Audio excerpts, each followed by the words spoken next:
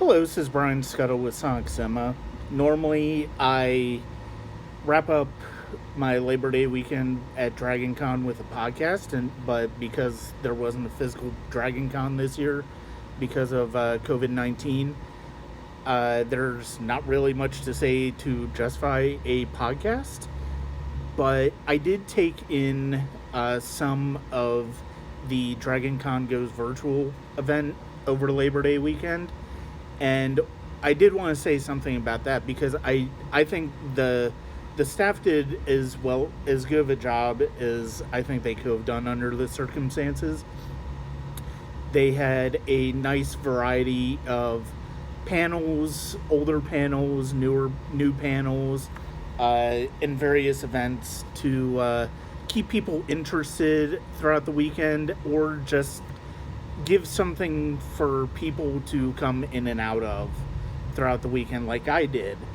Sometimes I would catch like the tail end of a panel or just a few minutes of it, like with Felicia Day on Friday after I got off work, or the Warrior Women in High Fantasy panel on Thursday night. Sometimes it was something I, took a little bit more in, like improvised Dungeons and Dragons, which was really entertaining, and had Colin Mockery on it, or something like the parade and the DragonCon late show on Saturday morning. I really enjoyed how they did the parade this year. It was a fun way to experience that. I haven't really done the parade before, except for one time where we inadvertently ended up having to getting log jammed into the parade traffic a few years ago. Overall, I really enjoyed it. I enjoyed the panels that I saw, from kick-ass women in pop culture to a discussion on how how Mars is going to continue to be explored via rover. That was something I caught on Sunday, and on Monday I did a world building in science fiction literature panel, which I really enjoyed, and that was one of the things that I really liked about this weekend DragonCon, and because I did take in panels and tracks that I normally don't necessarily do.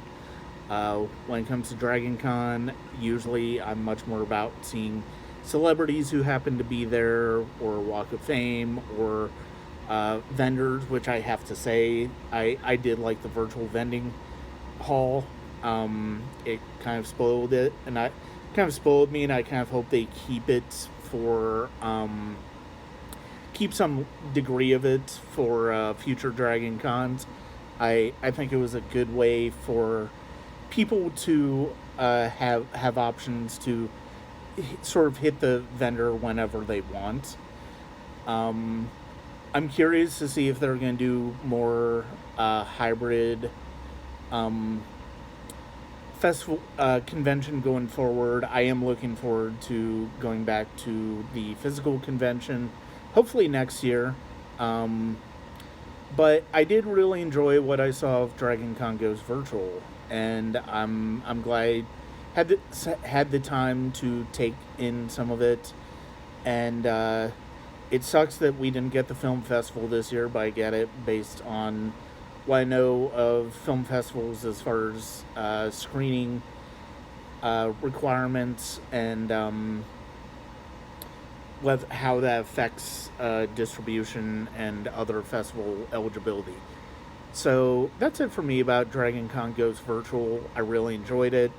I think it was as much of a hit as it could have been given the circumstances. I know the people I followed on Facebook, and Facebook really seemed to enjoy it in the Facebook groups. And so that's it for me. This is Brian Scuttle.